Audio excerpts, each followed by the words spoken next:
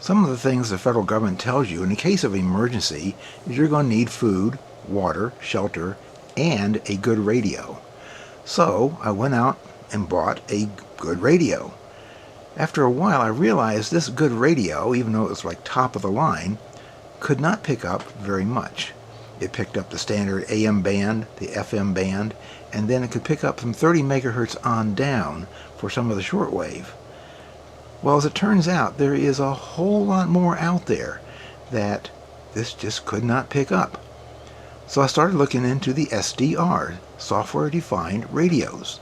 These radios go from 500 kilohertz all the way up to 1.7 gigahertz and can pick up almost anything, AM, FM, narrow band, wide band, upper side band, lower side band, dual band, CW, virtually anything. And so that is why I have proposed an SDR radio should be your emergency radio. The AdviceSDR is a small desktop Linux computer with a software-defined radio built in. We currently use the RTL SDR V4 module for the radio. This is built inside. We sell this as a kit, and the setup comes with a center console, the wireless mouse or mouse keyboard, antenna, and a wall mount adapter. The AdviceSDR has a touchscreen, but I prefer to use a mouse, so the AdviceSDR comes with a wireless mouse. There is also an integral on-screen keyboard, or you can get the wireless mouse and keyboard option. On the front, there is a 7-inch touchscreen and a power button. On the right side is the fan and a USB port. And on the back is a power connector and the antenna connection. Internal to the SDR radio is a Raspberry Pi 4, a mouse or a mouse keyboard interface, Wi-Fi, Bluetooth, and speakers. By the way, you can use Bluetooth speakers to enhance the sound. We have a few preloaded software options. First item is the onboard keyboard, which can be found in the Universal Access Directory. Okay.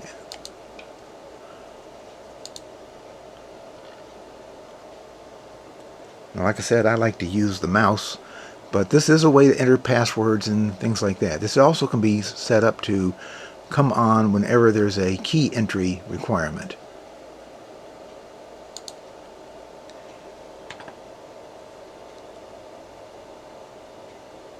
Of course, if you have an external keyboard, you don't really need that. Moving on, let's start with the SDR++.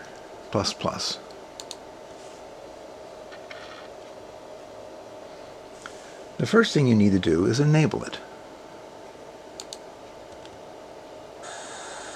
The radio can receive FM, narrow and wide band, AM, upper side band, lower side band, dual side band, CW, and raw. This gives you the ability to pick up almost everything. There's lots to play around with. There are other videos which cover these options, but a few basics are, obviously the AM is used for AM radio. AM is also used, AM, upper side band, lower side band, and dual side band are used for CB or shortwave amateur bands. FM is used for FM radio, GMRS, or emergency radios. Something you will find out as you get into a wideband radio like this is that the antenna is king. We ship with a simple telescoping antenna with the SDR. The basic rule of thumb, though, is 468 divided by the frequency in megahertz equals the proper length in feet. You can see other videos that'll give it to you in meters and whatever you want to deal with. So at 1 megahertz, which is mid-range broadcast FM, that is 468 divided by 100, which is 4.68 feet total length for your antenna. The better tuned your antenna is, the better the reception.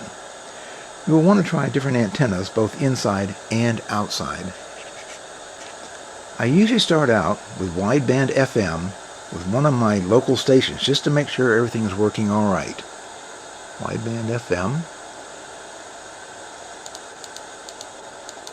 Oops. 100.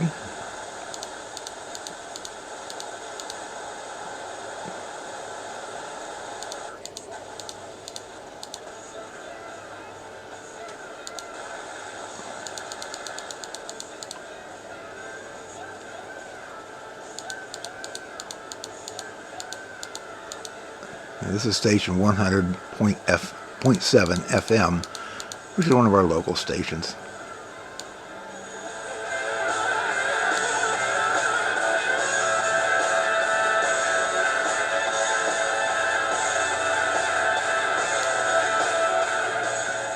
So there you can tell it is working. Now, a lot of emergency, let's see, some of the predefined frequencies on here, and I have some frequencies that I put on here, and you can put your own frequencies on here as you find them. Here is CB, channel 19. Now, I never pick up anything because I don't have a CB antenna on here.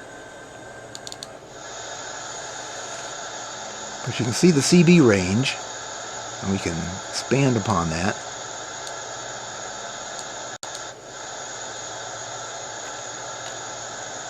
I don't hear anything there. And like I said, I don't have a CB antenna, so I don't pick up a whole lot here. A lot of emergency frequencies are up. Now, my local emergency frequency is... Alright, here's our emergency frequency around here. Well, it's kind of quiet right at the moment.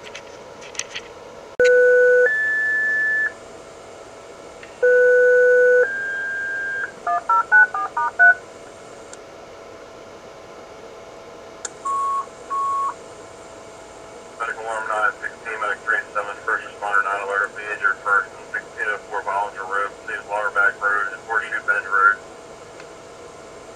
Alpha 3, 1326.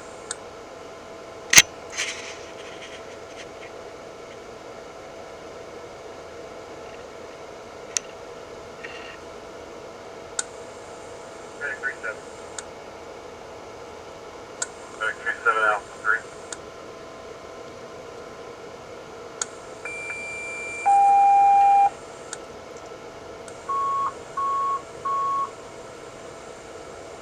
Alarm 314, engine 32 alert, the fire alarm, good gear retread plan, 915 Baltimore Boulevard, altitude 1320.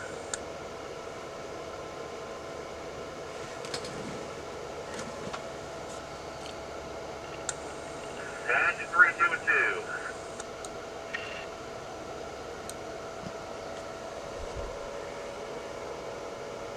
32 altitude 1327.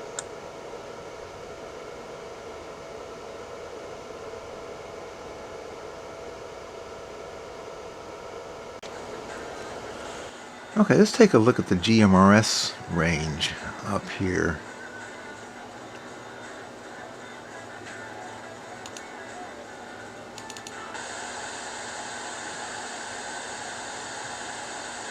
Okay, oh, looks like we got somebody starting to talk. But it's nice, it's really a nice up and coming thing. And I know a lot of people use it for off-road use and things like that. Hiking. I don't hike, but that's like to talk to people. I'm retired now, and excuse me, live by myself, so it's nice to be able to reach out and talk to people up there, Oh yeah, I've never been shy. Well, I was shy, but as a young man, but it's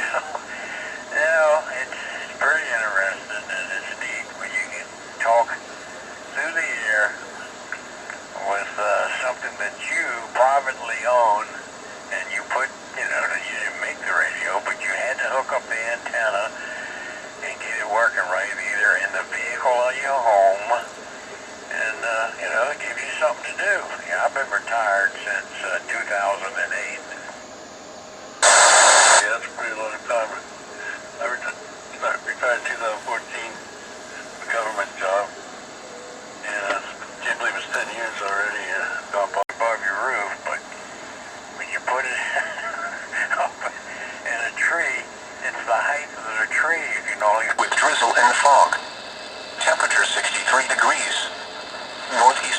At Westminster, the temperature was 64. Winds northeast at 6 miles an hour. At Reagan National... everything. Had to cut that off, put a new connector on it. But anyhow, yeah, it's just a neat hobby. And it's a good way to, make friends with people that you would have never met without the radio. For sure. Yeah, I've already met several people on here. They're all nice people, polite.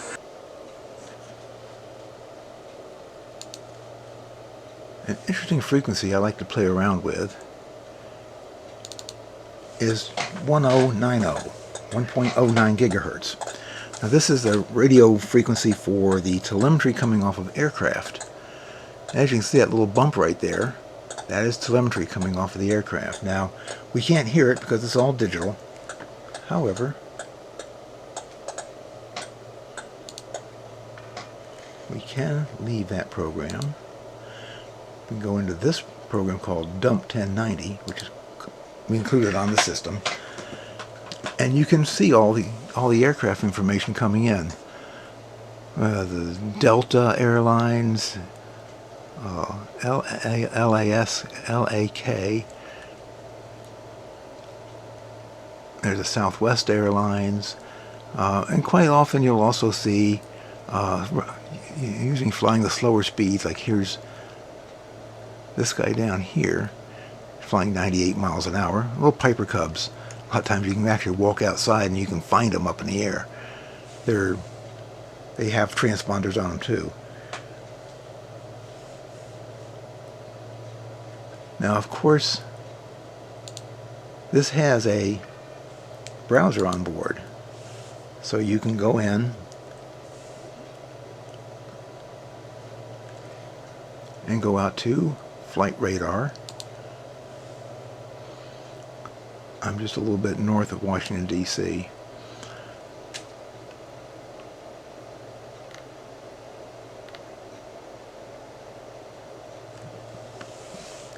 But this is all the airplanes that are flying around overhead.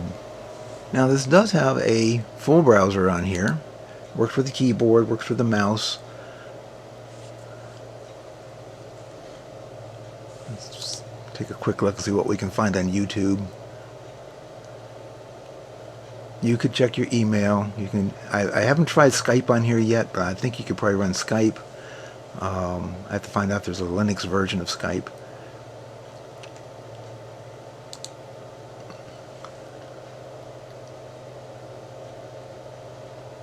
New video this morning that some say may be proof we're not alone in the universe. A UFO in the form of a bright light is seen descending over the Dome of the Rock in Jerusalem. Have you ever gazed at the night sky and pondered, are we really alone in this vast universe? This huge craft that took up 70% of the horizon. Unusual encounters and puzzling phenomena have left behind a compelling trail of evidence that demands our attention. We're in the middle of the ocean, on a ferry. In this captivating journey, we will explore 20 compelling indications, each more astonishing than the last. These indications create a vivid picture, akin to finding ourselves immersed in the pages of a science fiction narrative. Now you can also run a movie on here if you wish. This is just the start of what you can do with the AdviceSDR. Like I said, it is a full-blown Linux computer. Anything you can load onto a Linux system, you can load on here. Okay, most likely you're watching this video on our website, AdviceOne.com. We also can use the email SDR@AdviceOne.com if you have any questions about the radio. I do apologize for one thing. For some reason, I'm totally unable to get this thing to focus clearly on the screen.